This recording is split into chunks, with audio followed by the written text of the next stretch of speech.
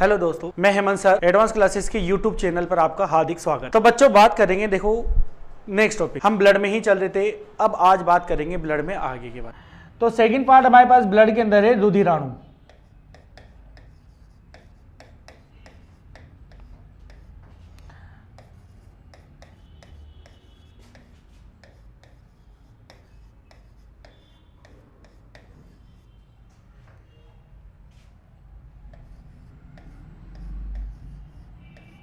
जिसे कहता है ब्लड कॉर्पसेल्स। तो रुधिराणु के बारे में बात की जाए, जैसे कि प्लाज्मा में आप लोगों को समझ में आ गया होगा सबको अच्छी तरीके से कि प्लाज्मा फर्स्ट पार्ट है, तो हम हमारे ब्लड के कौन से पार्ट को पढ़ रहे हैं यहाँ पर, सेकंड पार्ट को। इसको देखो हम सेपरेट इसलिए पढ़ रहे हैं क्योंकि इस बोर्ड पर हमारे सब कुछ इसकी जानकारी आपको प्रॉपर मिल जाए। रुधिराणु जो है इसको हमने बांटा है टोटल 3 पार्ट्स में।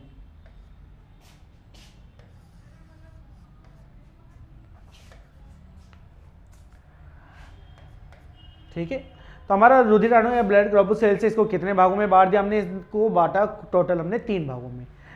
बात की जाए कौन कौन से पार्ट होते हैं इसके, तो देखो इसका जो सबसे पहला पार्ट है इसे हम कहते हैं आरबीसी। क्या कहेंगे फर्स्ट पार्ट को, तो फर्स्ट पार्ट को यहां पर जाना जाता है आरबीसी के नाम से। सेकंड पार्ट के बारे में बात की जाए तो सेकंड पार्ट होता है इसका डब्ल्यूबीसी। ठीक है, और तीसरा जो पार्ट होता है इसे कहा जाता है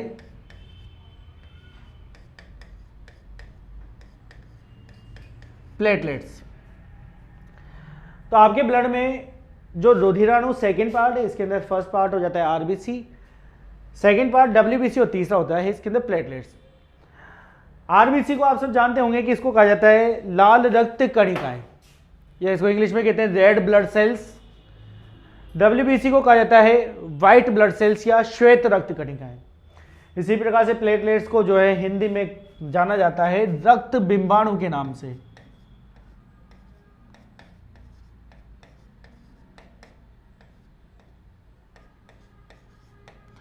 तो ये आपको ध्यान रखना है, प्लेटलेट्स का नाम रक्त बिंबाणु। बाकी आरबीसी और डब्ल्यूबीसी और प्लेटलेट्स, तो आरबीसी लाल कण हो जाते हैं रक्त में, ये सफेद कण हो जाते हैं, और प्लेटलेट्स जो है इसे रक्त बिंबाणु कहा जाता है। समझते चलो इसको भी एक इमेज के माध्यम से कि किस प्रकार से इसको डिवाइडेशन किया गया है हमारे ब्लड में, कि आरबीसी डब्ल्यूबीसी और प्लेटलेट्स के बारे में।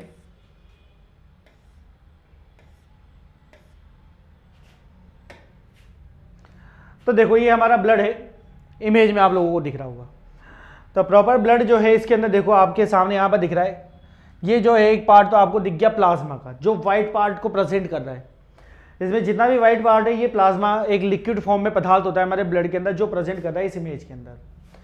सेकंड पार्ट इसके अंदर आपको दिख रहा होगा रेड ब्लड सेल्स। इस प्रकार की इसके अंदर गोल संरचना दिख रही होगी आप लोगों को रेड कलर की, ये संरचना आरबीसी को प्रेजेंट कर रही है यहाँ पर। इसके अलावा यहाँ पर व्हाइट ब्लड सेल्स श्वेत रक्त कणिकाएं जो कि आप लोगों को यहाँ पर दिख रही है व्हाइट कलर की, ये डब्ल्यूबीसी को प्रेजेंट कर रही है, और प्लेटलेट्स को प्रेजेंट करने के लिए यहाँ पर आपको दिख रहे होंगे इस प्रकार की संरचना टाइप में। तो हमारे ब्लड में ये 4 टाइप थे जिसके अंदर प्लाज्मा आप लोगों ने देख लिया। इसके अलावा हम बात कर रहे हैं अभी आरबीसी डब्ल्यूबीसी और प्लेटलेट्स के बारे में। तो इस इमेज के माध्यम से आप लोग देख सकते हो कि आरबीसी जो है राउंडेड होती है, श्वेत रक्त कणिकाएं व्हाइट कलर की होती है, जो कि यहाँ पर इस प्रकार से इमेज में देख सकते हो आप लोग। और प्लेटलेट्स जो है उसको भी आप लोग इमेजेस में देख सकते हो कि इस प्रकार के हमारे पास प्लेटलेट्स होती है। चलो बात करते हैं आगे कि इसके अलावा कि आरबीसी डब्ल्यूबीसी और प्लेटलेट्स, तो यहां से आप लोगों से कई बार क्वेश्चन आता है कि इनकी संख्या कितनी होती है, आरबीसी रक्त में कितने होते हैं, डब्ल्यूबीसी या प्लेटलेट्स, इनकी संख्या आप लोगों से कई बार जाननी चाहेगा। बात करें सबसे पहले आरबीसी के बारे में, तो सबसे ज्यादा ब्लड में आरबीसी की संख्या होती है, लगभग आप कह सकते हो इसकी संख्या जो है हमारे पास वो है लगभग 50 लाख। तो इसकी संख्या हमारे ब्लड में लगभग आरबीसी की संख्या होती है कितनी, आपको ध्यान रखनी है कि लगभग होती है 50 लाख आरबीसी होती है एक स्वस्थ मानव शरीर में। आगे बात करें कि सर डब्ल्यूबीसी की संख्या कितनी होती है, तो डब्ल्यूबीसी के बारे में बात की जाए तो डब्ल्यूबीसी की संख्या जो है हमारे शरीर में रक्त में सबसे कम होती है लगभग 10,000। सबसे कम मात्रा में रक्त के तीनों पार्ट में सबसे अधिक आरबीसी होते हैं, सबसे कम होते हैं डब्ल्यूबीसी। और हमारे पास प्लेट्स के बारे में बात किया तो प्लेट्स जनरली आप सब जानते होंगे कि लगभग 2 से 3 लाख लगभग 2 से 3 लाख प्लेटलेट्स होना आवश्यक है प्रत्येक मानव शरीर में। तो मिल गई इसकी हमको सबकी जानकारी कि हमारे पास आरबीसी 50 लाख, डब्ल्यूबीसी 10,000, ये लगभग 2 से 3 लाख होते हैं। अब आपसे क्वेश्चन जानना चाहता है कि आरबीसी, डब्ल्यूबीसी और प्लेटलेट्स, इन तीनों का निर्माण सर कहां पर होता है। तो इनके निर्माण के बारे में बात की जाए कि आरबीसी कहां पर बनती है, डब्ल्यूबीसी कहां बनती है और प्लेटलेट्स कहां पर बनती है। तो सबसे पहले जान लेते हैं हम यहां पर आरबीसी के बारे में कि इनका निर्माण जो है वो कहां पर हो रहा है। तो देखो हमारे ब्लड में आरबीसी हो, डब्ल्यूबीसी हो या प्लेटलेट्स हो, तीनों का निर्माण एक इक्वल जगह पर होता है। इसलिए मैं यहां पर आप लोगों को डैश डैश लगा के लिख देता हूं कि इन तीनों का निर्माण हो रहा है हमारे शरीर में, जिसे हम कहते हैं अस्थि मज्जा। कहां पर होगा तीनों का निर्माण? अस्थि मज्जा। जैसे कि कई बच्चे अस्थि मज्जा में नहीं समझते, तो इससे कहा जाता है बोन मैरो। तो हमारा जितना भी आरबीसी, डब्ल्यूबीसी या प्लेटलेट्स का निर्माण होगा वो कहां पर होगा? या तो अस्थि मज्जा कह सकते हैं या बोन मैरो कह सकते हैं। अब देखो कई सारे बच्चे अभी भी न्यू सोचते हैं कि सर बोन मैरो क्या होता है, हमारे शरीर में हमने तो इस पार्ट के बारे में कभी सुना ही नहीं। तो चलो बोन मैरो के बारे में बात करें कि सर बोन मैरो क्या होता है। तो बोन मैरो देखो आप लोगों का जो हड्डियां होती है हमारे शरीर में, ये देखो यहाँ पर इस प्रकार से। तो आप लोगों को ये इमेज दिख रहा होगा यहाँ पर बोन मैरो के बारे में। देखो यहाँ पर ये जो बोन से दिख रही है हमारी अस्थि, या इसको कहते हैं हम हड्डी। तो अस्थियों के अंदर ही बोन मैरो विकसित होता है। यहाँ पर ये आपको रेड कलर का जो पार्ट दिख रहा है जिस पर राउंडेड किया गया है, इस रेड कलर के पार्ट में आपको दिख रहा होगा यहाँ पर लिखा हुआ है बोन मैरो। तो रेड कलर का जो पार्ट है यहाँ पर ही आपके आरबीसी बन रही है। देखो यहाँ पर लिखा हुआ है आरबीसी, यहाँ पर निर्मित होगी। प्लेटलेट्स भी यहाँ बनेंगे और व्हाइट ब्लड सेल्स वो भी कहाँ पर बन रहे हैं आपके पास? केवल और केवल आपके अस्थि मज्जा में, बोन मैरो में। तो आप लोग समझ जाओगे कि सर बोन मैरो क्या होता है। तो ध्यान रखना बोन मैरो जो है हमारी हड्डियों में, हमारी अस्थियों में विकसित होता है। ठीक है, आगे बढ़े। तो आप लोग जान के इनके निर्माण के बारे में आगे बात करते हैं कि चलो ठीक है सर, इसके निर्माण, आरबीसी डब्ल्यूबीसी का निर्माण हमने पढ़ा, इनका जो लाइफ होती है समय वो कितना होता है? आरबीसी कितने समय तक रहेगी, डब्ल्यूबीसी कितने समय तक और प्लेटलेट्स कितने समय तक? तो समय या इनके जीवन के बारे में बात की जाए कि इनका जीवन होता है कितना है। तो देखो आरबीसी के जीवन के बारे में बात की जाए तो आरबीसी का जीवन आपको ध्यान रखना है हमेशा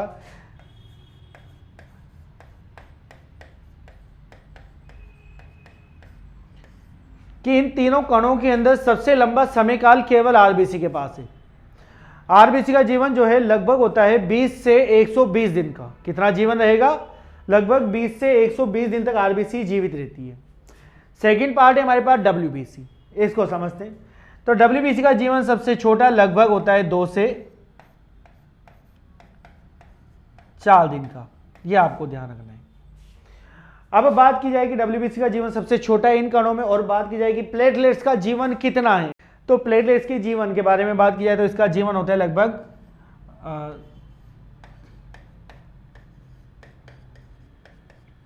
3 से 5 दिन का। तो इन तीनों का जीवन आपको मालूम पड़ गया कि आरबीसी 20 से 120 दिन तक जीवित रही है, डब्ल्यूबीसी रही है 2 से 4 दिन तक रही है, और प्लेट्स कितने समय तक जीवित रही है? 3 से लगभग 5 दिन तक। अब जीवन के बाद हम बात करते हैं कि सर जैसे कि 20 से 120 दिन तक आपने इनका जीवन बता दिया, तो इसका मतलब ये कहीं ना कहीं जाकर डेड भी होगी। 20 या 120 दिन बाद ये क्या हो जाएगी? समाप्त हो जाएगी। तो क्वेश्चन ये बनता है कि ये समाप्त कहाँ पर होती है? हमारे शरीर का कौन सा पार्ट है जो इसको समाप्त करने का कार्य करता है? तो देखो प्लेटलेट्स के बारे में बात की जाए या डब्ल्यूबीसी या आरबीसी, ये समाप्त कहाँ पर होती है? तो देखो क्वेश्चन के अकॉर्डिंग बात करते हैं। आरबीसी से रिलेटेड पेपर में क्वेश्चन कई बार पूछा जा चुका है। आरबीसी से रिलेटेड एक क्वेश्चन आता है पेपर में कि निम्न में से आरबीसी का कब्र किसे कहा जाता है? तो आप सब जानते हैं कि कब्र हम किसे कहेंगे? जहां पर ये समाप्त होगी, जहां पर निर्माण होगा उसको तो कब्र नहीं कह सकते।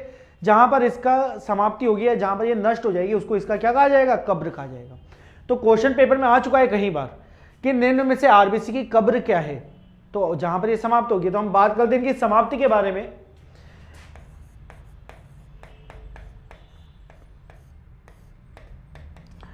तो सबसे पहले जान लेते हैं आरबीसी की समाप्ति।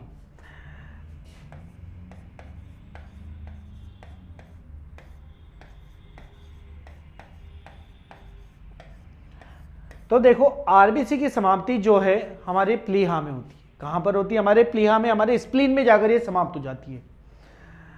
अब बात की जाए आरबीसी प्लीहा या स्प्लीन में समाप्त हो रही है, इसके बाद आपसे जानना चाहेगा कि डब्ल्यूबीसी कहां पर समाप्त होती है। डब्ल्यूबीसी की समाप्ति के बारे में बात की जाए तो ये हमारे रक्त में ब्लड में समाप्त हो जाती है। कहां पर समाप्त हो जाएगी? हमारे रक्त में, हमारे ब्लड में समाप्त हो जाती है। लास्ट आती है, आप लोगों से जानना चाहता है प्लेटलेट्स कहां पर समाप्त होते हैं या प्लेट्स कहां पर समाप्त होते हैं। तो प्लेट्स के बारे में भी आपको ध्यान रखना है कि ये भी कहां पर समाप्त होगी? हमारे प्लीहा में, या जिसे हम कहते हैं स्प्लीन। ठीक है, तो हमारे प्लेट्स भी स्प्लीन में समाप्त होते हैं, आरबीसी भी स्प्लीन में समाप्त होती है। बस आपको डब्ल्यूबीसी याद रखना है कि सर डब्ल्यूबीसी जो है ये केवल ब्लड में समाप्त हो जाती है। आगे बात करें, समाप्ति तक हमने देख लिया, लेकिन कई बच्चों को अभी भी न्यूज देता है कि सर स्प्लीन क्या होता है। तो स्प्लीन के बारे में देख लेते हैं। स्प्लीन काफी इंपॉर्टेंट पार्ट है हमारे ब्लड के अंदर, हमारा ब्लड सर्कुलेशन में बहुत ज्यादा सहयोग है स्प्लीन का। जैसे कि ये आप लोगों ने देख लिया, आरबीसी को नष्ट कर रहा है, इसके अलावा प्लेटलेट्स को नष्ट कर रहा है, इसके अलावा भी काफी इंपॉर्टेंट कार्य करता है हमारे ब्लड के अंदर। ये हमारे ब्लड को एक जगह पर रुकने नहीं देता। स्प्लीन को कहा जाता है हमारे शरीर में ब्लड बैंक कहा जाता है। क्या कहा जाता है? इसे कहा जाता है मानव शरीर के रक्त का ब्लड बैंक।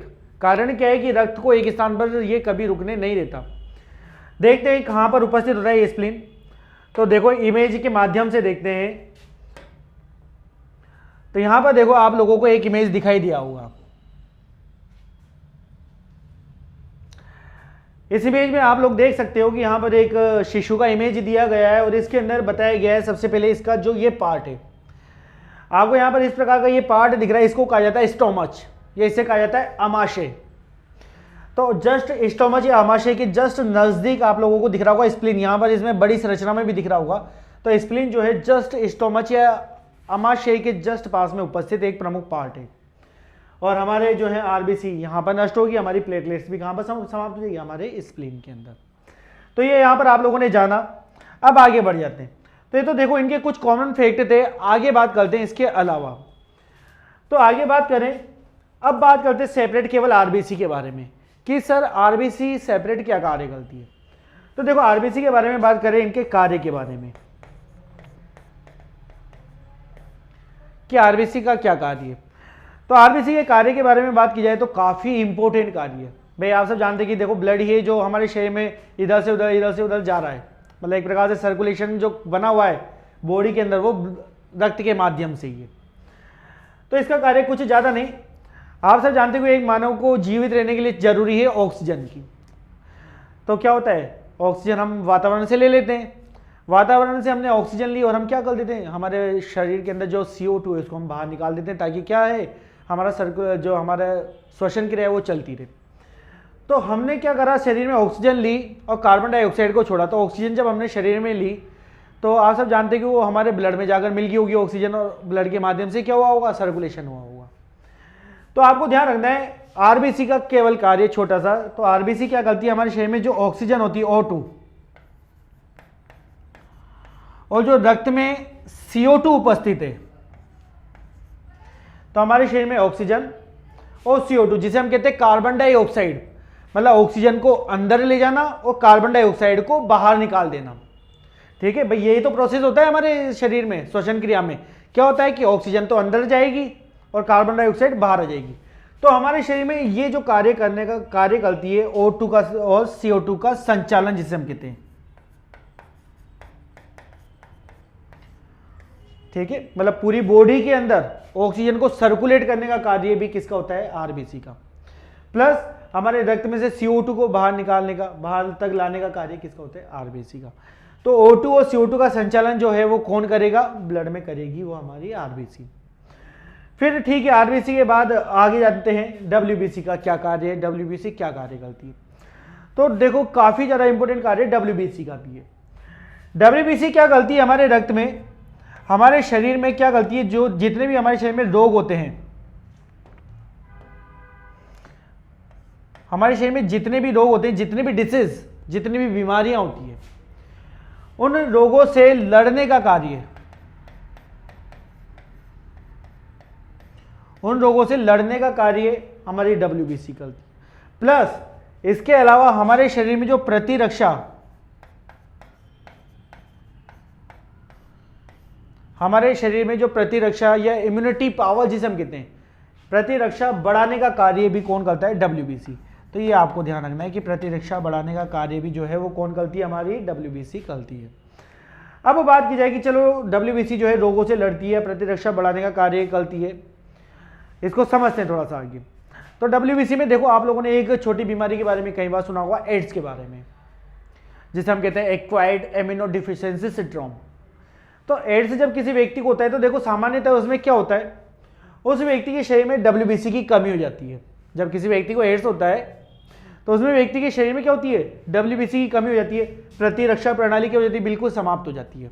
तो इस कंडीशन में क्या होता है, व्यक्ति को किसी भी प्रकार की कोई बीमारी लगती है तो क्या होता है, वो जल्दी ठीक नहीं हो पाती। तो एड्स में जो है रोग बढ़ जाते हैं या रोगों से लड़ने की जो ताकत है वो खत्म हो जाती है किसी व्यक्ति को जब एड्स हो जाता है, या प्रतिरक्षा जो है प्रणाली वो क्या हो जाती है? समाप्त हो जाती है। फिर बात करें आगे बात की जाए तो अब आते हैं प्लेटलेट्स की। प्लेटलेट्स क्या कार्य करती है? तो देखो प्लेटलेट्स का कार्य काफी ज्यादा इंपॉर्टेंट, आप लोगों ने इससे जस्ट पहले टॉपिक में देखा था प्लाज्मा में एक प्रोटीन था फाइब्रिनोजिन, पढ़ा था हमने इस प्रोटीन को। तो देखो वहां से आप लोगों ने इस प्रोटीन के बारे में देखा, तो प्लेटलेट्स बिल्कुल वही कार्य करती है जो कार्य प्लाज्मा में फाइब्रिनोजिन प्रोटीन ने किया था, वही कार्य यहां पर प्लेटलेट्स भी करता है। तो प्लेटलेट्स का कार्य आपको ध्यान रखना है कि ये क्या करेगा? रक्त का थक्का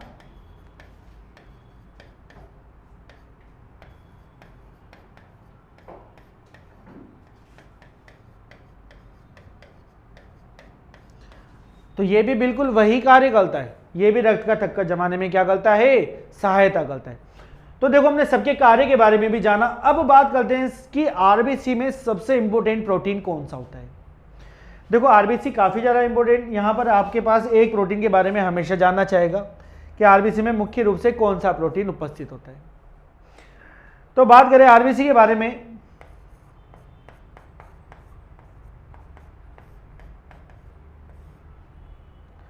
तो हमारे आरबीसी में क्या होता है, एक प्रमुख प्रोटीन है जिसे आप सब जानते हैं, किस नाम से?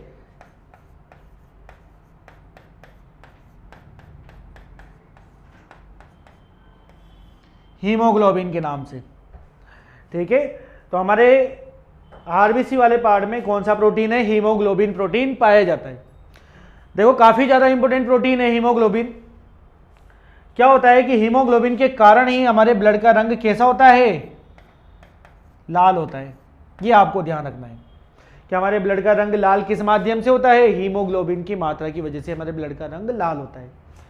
फिर आगे बात करें कि ठीक है सर यहाँ पर प्रोटीन हीमोग्लोबिन है, लेकिन इसके अलावा और क्या खास बात है? तो देखो यहाँ पर खास बात एक ये भी है कि हीमोग्लोबिन जो है इसके अंदर एक प्रमुख धातु पाई जाती है यहाँ पर आपके पास। अब वो कौन सी धातु है तो उसके बारे में पेपर में कई बार क्वेश्चन आता है कि हीमोग्लोबिन या हमारे ब्लड में कौन सी धातु उपस्थित होती है। तो हमारा ब्लड हुआ या हमारा हीमोग्लोबिन हुआ, यहाँ पर उपस्थित होती है आयरन या लोहा धातु।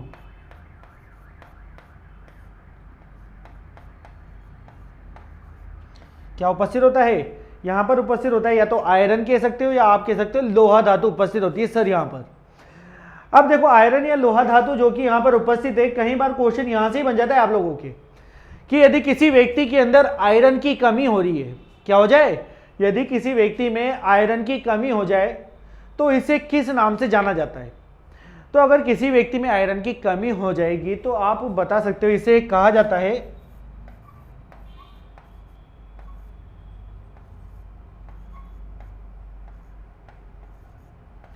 एनीमिया। अगर किसी भी व्यक्ति के अंदर किसकी कमी हो जाए? आयरन की कमी हो जाए तो इसे क्या कहा जाता है? एनीमिया के नाम से जाना जाता है। इस एनीमिया को और भी नाम से जानते हैं, हिंदी में इसको कहा जाता है, तो यहां पर ही लिख देते हैं, इसे हिंदी में कहा जाता है रक्त अल्पता। तो रक्त अल्पता रोग जो है आप लोग ध्यान रखना अच्छी तरीके से, किसकी कमी से हो रहा है हमारे पास? आयरन की कमी से। तो देखो यहां पर हमको इतना ही जानना था, आरबीसी की प्रमुख खास बात हमने जान ली। अब आते हैं डब्ल्यूबीसी की तरफ कि डब्ल्यूबीसी का कार्य आप लोगों ने देख लिया कि डब्ल्यूबीसी जो है रोगों से लड़ने की क्षमता हमको प्रदान कर रही है, प्लस प्रतिरक्षा बढ़ाने का कार्य करती है, हमारे शरीर में जो इम्यूनिटी पावर को बढ़ा रही है हमारे शरीर में। बात करते हैं कि यदि किसी व्यक्ति के शरीर में डब्ल्यूबीसी की मात्रा क्या हो जाए? यदि बढ़ जाए। इसमें क्या होता है, ज्यादातर क्वेश्चन आता है कि डब्ल्यूबीसी की मात्रा बढ़ जाएगी तो क्या इफेक्ट होगा। अगर किसी मानव शरीर में क्या होता है, WBC की मात्रा बढ़ जाती है तो इसे हम कहते हैं ब्लड कैंसर। क्या कहा जाता है इसे? इसे कहा जाता है ब्लड कैंसर। और इस ब्लड कैंसर को कहा गया है, नाम दिया गया है,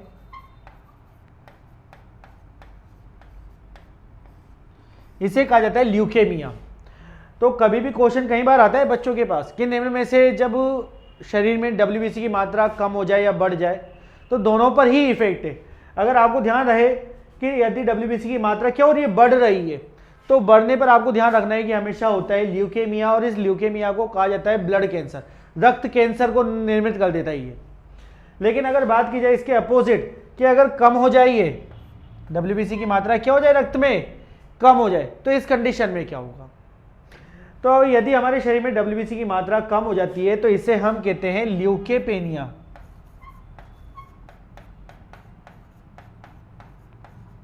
इसे हम क्या कहते हैं? ल्यूकोपीनिया के नाम से जानते हैं। तो चलो देखो हम कंपैरिजन कर लेते हैं एक बार थोड़ा सा एनीमिया में और ल्यूकेमिया में कि सर एनीमिया और ल्यूकेमिया है क्या वास्तव में। तो इमेज के माध्यम से समझते हैं यहाँ पर। तो देखते हैं हम कि एनीमिया क्या है। तो यहां पर देखो आप लोगों के सामने एक इमेज शो हो रहा है, दिख रहा है आप लोगों को। ये इमेज के अंदर हम देखते हैं, यहां पर देखो एक साधारण मनुष्य में इस प्रकार से नॉर्मल लिख रहा है, मतलब एक सामान्य मनुष्य में इस प्रकार से रेड ब्लड सेल्स कितने अधिक मात्रा में। इसके अलावा बात की जाए व्हाइट ब्लड सेल्स, वो भी आपको दिख रहे होंगे यहाँ पर, वो भी किस मात्रा में, यहाँ पर इस प्रकार से। लेकिन मैंने आपको बताया कि जब भी किसी व्यक्ति को क्या हो जाएगा, एनीमिया, तो रक्त में किसकी कमी हो जाएगी? आयरन की कमी। आयरन की कमी का मतलब है कि यदि किसी व्यक्ति को एनीमिया हो रहा है तो या तो आयरन की कमी कह सकते हो आप लोग, या कह सकते हो हीमोग्लोबिन की कमी, या आप लोग कह सकते हो आप RBC की कमी। तो यहाँ पर आपको दिख रहा है कि यहाँ पर आपके रेड ब्लड सेल्स हैं और यहाँ पर जो है रेड ब्लड सेल्स क्या हो गए, बिल्कुल कम होते जा रहे हैं। तो अगर ऐसी कंडीशन उत्पन्न होती है तो आपको इस कंडीशन में क्या होगा, जब रेड सेल्स कम होंगे तब जाकर तो आपके पास हो जाएगा एनीमिया रोग। इसके अपोजिट यदि बात करें कि सर एनीमिया में तो समझ गए, लेकिन ल्यूकेमिया में क्या होता है, तो ल्यूकेमिया को देख लेते हैं कि ल्यूकेमिया में किस प्रकार से आपके पास प्रॉब्लम होती है। तो यहां पर देखो आपके पास वापस ल्यूकेमिया का एक इमेज डाल दिया गया है। तो इस इमेज में जैसा कि आप लोगों को दिख रहा है, इस बार रेड सेल्स जो हैं आपके पास उतने ही हैं जितने इस इमेज में हैं। लेकिन अब यहाँ पर जो ये व्हाइट वाले सेल्स हैं, दिख रहे हैं आप सबको व्हाइट वाले सेल्स। तो व्हाइट वाले जो सेल्स हैं आप लोग देखो, हमने यहाँ पर क्या लिखा है कि व्हाइट वाले सेल्स पॉजिटिव, मतलब व्हाइट वाले सेल्स यदि बढ़ जाते हैं तो इसको क्या कहता है, ल्यूकेमिया, जो कि आप लोगों को यहाँ पर दिख रहा है। तो जब भी व्हाइट सेल्स बढ़ जाएंगे तो इसे कहा जाता है ल्यूकेमिया, जो कि एक प्रकार का ब्लड कैंसर का निर्माण करते हैं, रक्त कैंसर का निर्माण कर देते हैं। तो समझ गए होंगे आप लोग इसके माध्यम से। अब आगे बढ़ते हैं इसमें।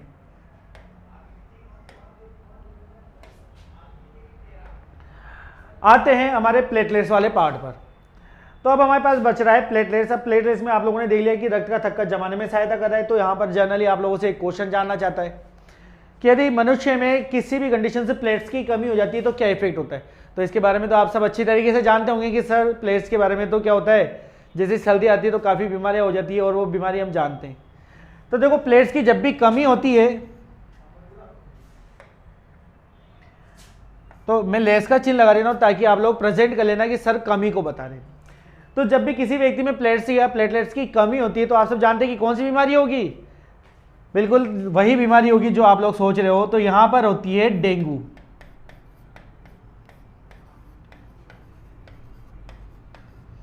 ठीक है, तो किसी भी व्यक्ति को जब प्लेट्स की कमी होती है तो उसको बीमारी हो जाती है, कौन सी, डेंगू, यहाँ पर रोग हो जाता है। तो बच्चों चलो देखो, ये तो आज था हमारा इंट्रोडक्शन ब्लड को लेकर। तो आगे की क्लास के लिए या इसके नेक्स्ट वीडियो के लिए हम मिलेंगे फिर अगली स्टेप पर।